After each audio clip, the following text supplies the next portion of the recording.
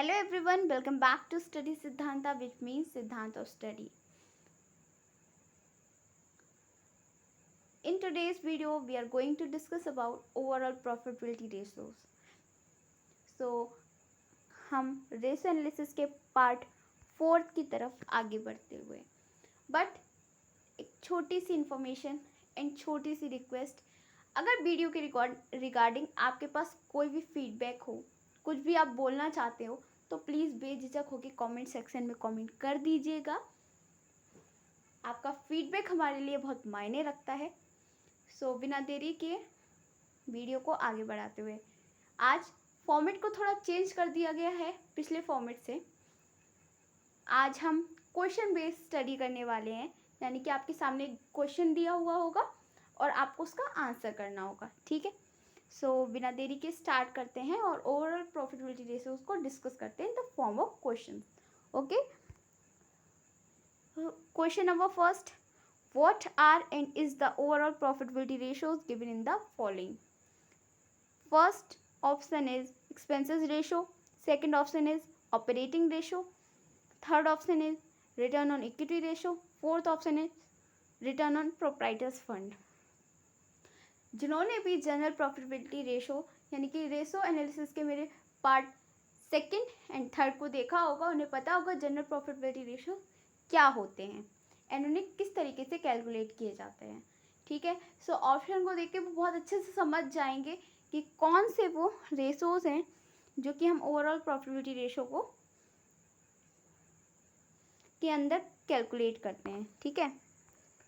So option आपको given है first and second, only 3, both 3 and 4th, only 1, none of these. So the correct answer for this question is both 3 and 4. Yeah, it means return on equity capital and return on proprietors fund. ठीक है. अब overall profitability ratio से हमारा मतलब क्या होता है? देखिए, जब किसी बिजनेस की आप बात करना चाहते हैं कि उसका प्रॉफिट कितना अच्छे से अर्न हो रहा है या उसकी एफिशिएंसी कितनी अच्छी है, हम कैसे मेज़र करेंगे? तो उसके इन्वेस्टमेंट के थ्रू जो भी प्रॉफिट आता है उससे हम मेज़र करते हैं. ठीक है.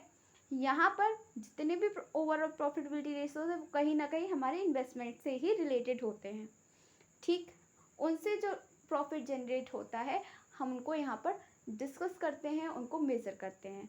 वो एक सिंपल सी डेफिनेशन है. अगर ओवरऑल प्रॉफिटेबिलिटी रेशियो के बारे में जानना हो तो the overall profitability or efficiency of a business can be measured in the term of profit related to investment made in the business, as I already said about it. Okay. Question number second की तरफ बढ़ते हैं. So question number second is which of the following known as return on net worth? ठीक. Return on net worth के नाम से कौन कौन से रेशोज हम जानते हैं या फिर कौन कौन से दूसरे नाम हैं जो रिटर्न ऑन नेटवर्थ नाम से भी जाने जाते हैं? So the first option is return on proprietors fund, second option is return on share holders fund, third option is return on equity capital, fourth option is first and second, and the fifth option is none of these. So for this question the correct answer is both first and second. Proprietors fund net worth और share holders fund के नाम से भी जाना जाता है. इसीलिए return on proprietors fund is also known as return on net worth and return on share holders fund. अब ये क्या करता है? ओनर्स कैपिटल और ओनर्स इन्वेस्टमेंट की अर्निंग कैपेसिटीज को डिटरमाइन करने के लिए कैलकुलेट किया जाता है. ठीक है. सो यहाँ पे you can see in this on the screen